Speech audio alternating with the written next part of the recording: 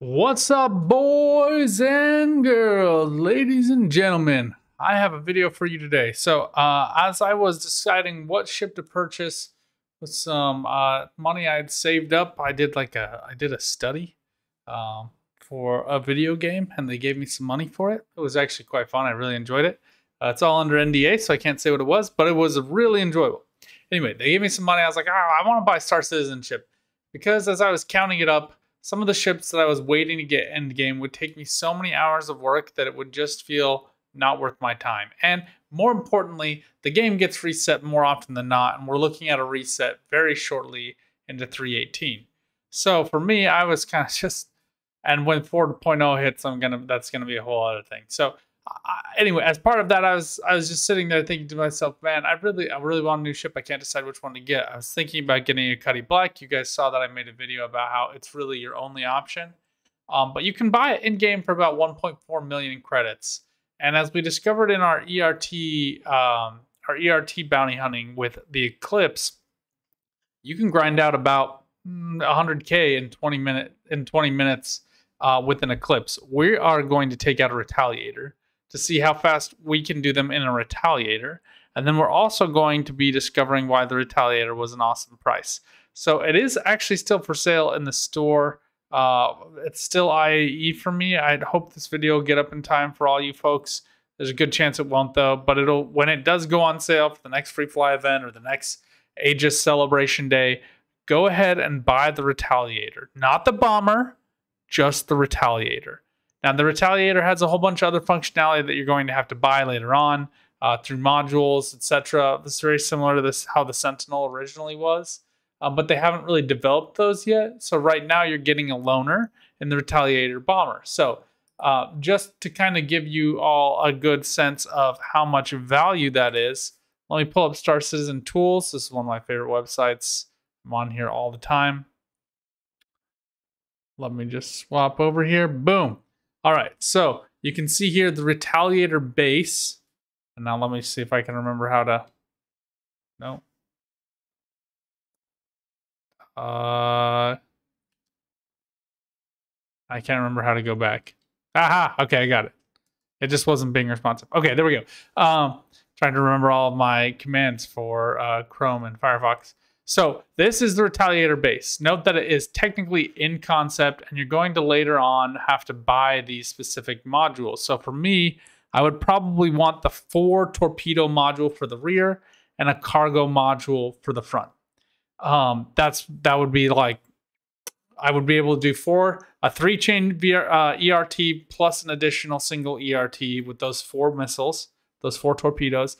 And then I would also be able to carry some cargo if I wanted to do a quick cargo drop. So we'll wait to see how much cargo you're able to carry in it. But judging by the size of the bays, I would bet hopefully enough for 1 load of quant. That's what I'm really hoping for.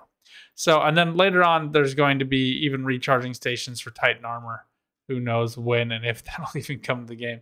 But it will be here. So it has been out since Invictus 2950. Pledge cost is $150 with 120 months insurance. That's 10 years.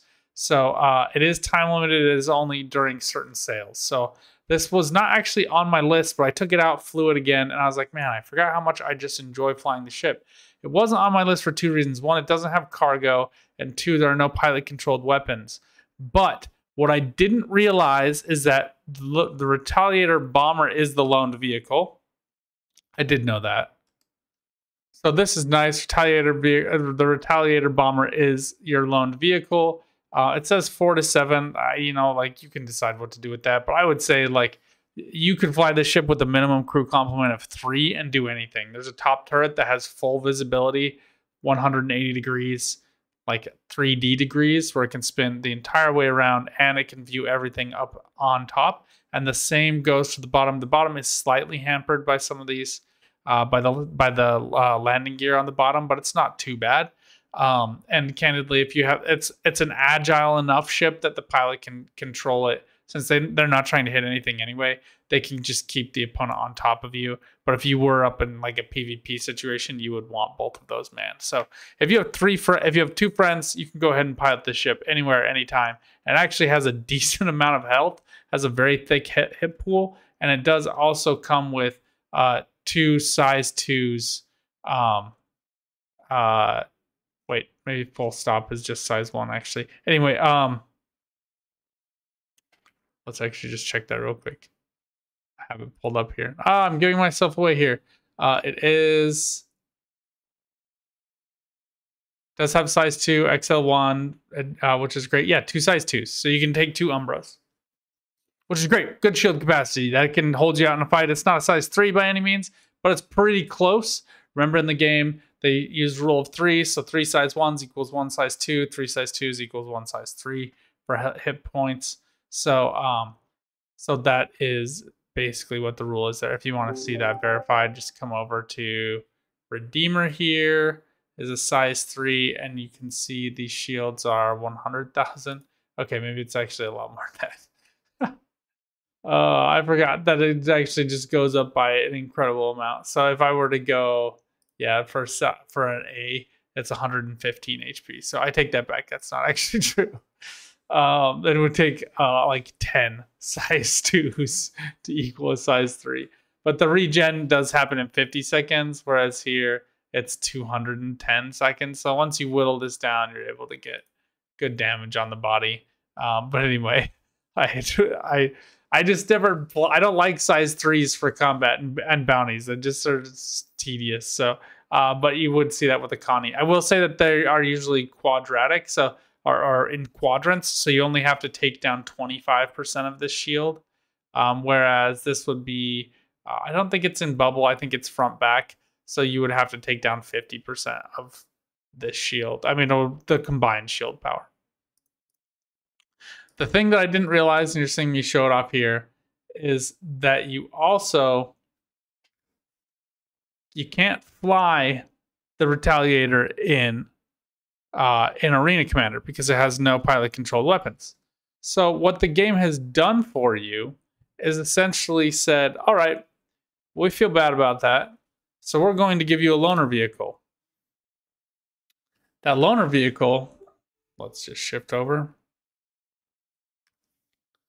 That loaner vehicle is the Aegis Gladiator. Now, the Aegis Gladiator is a light bomber. A lot of people don't really love it. It's kind of, excuse me, it's kind of like a clunkier Hurricane, but with bigger missiles. And I say clunkier Hurricane because you do rely on a turret gunner with the top turret to do a lot of your damage for you. It does come with 2 size 3s. On that man turret, it's a size 6 turret. And so you do get good damage out of that, but it's not like the Hurricane turret, which is like, what, size 9 or whatever. It's ridiculous. It comes with 4 size 3s on it, and that thing just pounds out damage like nobody's business. And even when you're able to get this in time available series, you're getting $150 to buy this ship. And the universe cost is 1.9 million UEC. So the pledge value here is 11,800 some odd AUC per dollar. If you flip over to the Retaliator Bomber, you're going to notice that its pledge is $250 on War Bond, or $260 on War Bond now, $275 normal, and your pledge value is still pretty reasonable return on investment, 14,661 per AEUC. And I had my eye on this, but this was a little too rich for my blood. But I looked at the Eclipse and noticed something a little weird here. It's more expensive, so your pledge value is worth less than it is for the Retaliator Bomber. And you get 3 fewer torps, which is like the main purpose of both of them. As much as those Badgers can help you in a pickled situation, it's about as maneuverable as a Prospector with VTOLs. So, and it has about the same survivability. So, I think the Prospector might just be one S1. So you get an extra S1. Good for you. But that's all you're getting out of that one. But when you buy the Retaliator base, this is in concept ship. So you're getting the bomber for $150. And then I know some people are going to be like, oh, it's just that's an in concept ship. As soon as that drops, you're not going to get the other one. Then melt it and get something different. Go for this. It's like a gravy train, man. Just keep rolling with the punches that Star Citizen doles them out. They love you to invest in ships that don't actually exist yet, so that they're motivated to build and spec them. And they give you usually decent pledge vehicles for it. So the Retaliator base is a $150 ship that is buying you a $275 ship. And the AEUC value on this, keep in mind this is a $4 million ship. We'll just flip over here. So we'll just do 4 million rough, divided by 150. You're getting 2,666. It's actually a little bit more than that. 26,000. I did 400,000. It's 26,000 AEUC per dollar. There is no other ship in the game that is anywhere close to that. And this isn't even a good representation because you're missing out on the Gladiator, which is also a $2 million ship in game. So we're really at $6 million for $150. And you're getting two different ships with totally different characteristics to them. So you're getting 40,000 AEUC per dollar, which is just radtacular. Now you could go on eBay and get that a little cheaper, but that usually expires in that season. So for me, I wanted something that was going to be more durable, that would be worth my while for one season alone. If I only played for this one season and I just like totally lost interest in the game and didn't play it again, it's not happening. But if that did happen, that's what I would want to recommend to the rest of you. And as I was kind of thinking about that, I just calculated up in order to get 4 million credits. If I was burning 500, say I was doing 500,000 an hour, just elite status, best I've ever done. That 1 million per hour, that 500K per hour would still mean 8 hours of work. I can do math. Would still mean a little over 8 hours of work for me. So, and you got to decide how much your time is worth in that calculation. But for me, it totally was. Now, I still am keeping my Titan because I still want to make other videos doing, certain drop-offs and stuff. Technically, you can still bring luggage. You can still bring, do cargo runs on the Retaliator. There's nothing stopping you from doing it on the Retaliator.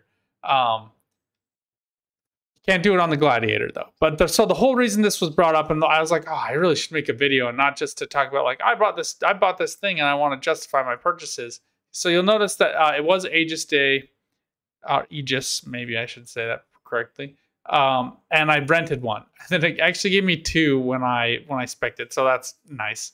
But this is a glitch. But what I also noticed as I was scrolling down, I was like, Anvil. I haven't gone for Anvil Day yet. Why do I have an Anvil Gladiator? Looked it up. So you're getting this because of Arena Commander, but it gives it to you in game. So you're getting two ships for the price of one. Two $150. It's actually $175 for this ship for $150. So it's already like, honestly, that's probably the one they should give you. But they are giving you the Retaliator Bomber, the $275 ship for the $150. So this is, in my opinion, the best bang for buck purchase that you can make in the game, hands down, no questions asked. Now, you can do a lot of stuff with the Taurus, and I think that the Taurus is still really good value for most players, and the Cuddy Black is still really good as well. I know the Cutter has been on sale for IAE, and some people might really like that. I still think the Pisces is a little bit more of a better all-around vehicle. It punches out a little bit more damage. It fits into more things. It's a little bit more maneuverable. And even though it has like really low base health on the vehicle itself, what you are getting back is the maneuverability and the extra weapon mount. So you just, and a size 2, no less. So you can dish out just a lot more damage than someone can dish out in a Cutter. Although I do know, watching Avenger 1 beat the one ship he could beat was beating a Pisces with a Cutter. So do with that what you will. So just to clarify, I would not say for PvP, but I think for PvE purposes, it's good enough. With that said, I still think the Avenger is a little better all around. The size 4 makes a big difference. All right, so I do love the dual elevator design. If one glitches out, there's still another one on the other side. You can still take down the elevator. That's really helpful. And then just because these are the torpedo bays, so just to kind of walk you in, this is the front bay. So this would be the entire. I would guess this would be the entire cargo space that you would get. It's a little bit smaller than an Andromeda. I'd say about half the size, maybe a little bit bigger than that. But that would be enough for one load of quant. So assuming that that's exactly how they port that over, that would work great. Otherwise, you could keep that 2 missile bay, and then you could come back to the back. I don't even think it's... here we go. Like that's password protected. I don't know if this whole section would allow you in or not. I love the spinning fan. I'm not sure if this whole section will be qualified or not, and you can't even get into this one. It does say that there's a door here, but it's not actually opening. So that is what it is. But these are the other 4 torpedoes. So bing bada boom. So I'm only seeing 2 in there. I'm not sure why that is. But I do love that you can go and see those. It's pretty rad. Then you can climb up top for the upper turret right here. You also get beds with the Retaliator for 4 people. Oh, sorry, nope, for 7 people. So that's my bed. Maybe it's just 6. 1, 2, 3, 4, 5, 6. So 6 beds. Obviously pretty stark Spartan. However you want to define that. And then you do have weapon racks as well, by the way. So you can land and use the weapon racks to store your weapons in here. And it does have a little bit of stowage. I'd have to go back to... Yeah, 8,000. So not a ton, but it's enough to carry some weapons and armor if that's something you really want to do in it. Like I said, very durable ship. So even if the shields go down, you're still going to be okay for a bit. And then the lower turret is, I believe, right here. Yep. So if you just pitch up on your ship, like if somebody's attacking you, you can't get them to leave. Just pitch up on your ship, enter your lower turret, blast them. If you're solo flying, I mean, normally it has so much health that like just run away. That's really the better option. But you know, if that's for some reason not doable for you, that's something you got to watch on your own. So I'm going to end this video here. Just that this was my hard sell on why I think the Retaliator is the best purchase you can buy in the game, and the insane value that I got out of it. The Gladiator was a big surprise, and it's going to lead into my next video where we can talk about just how much money you can bang out in an hour in the verse. And if you do take a death, you do have options. So I will show you how that works. It also will save you money, but we'll talk about that in the next video. Until next time, good luck out there. Have some fun. Keep on grunting. Bye for now.